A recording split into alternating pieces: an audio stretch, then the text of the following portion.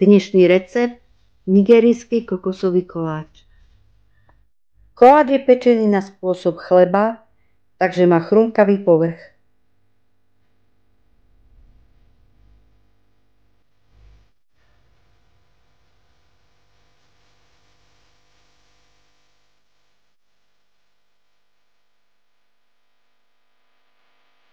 Sklenú formu si celú vymažeme maslom a vysypeme ju hladkou múkou.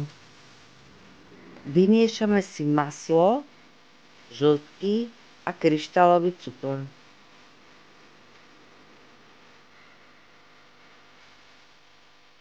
Nakoniec pridáme ešte mlieko. Ďalej si pripravíme sypkú zmes, kde patrí múka, kokosová múka, 3 lyžice kokosu a prášok do pečiva.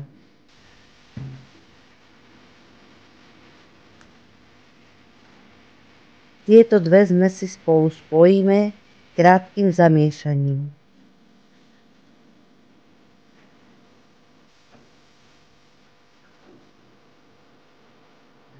Z 3 bielkov si spravíme sneh, kde pridáme trošku soli a šťavu z citróna.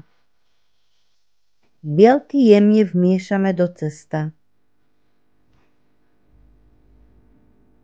Vylejeme do vysypanej formy.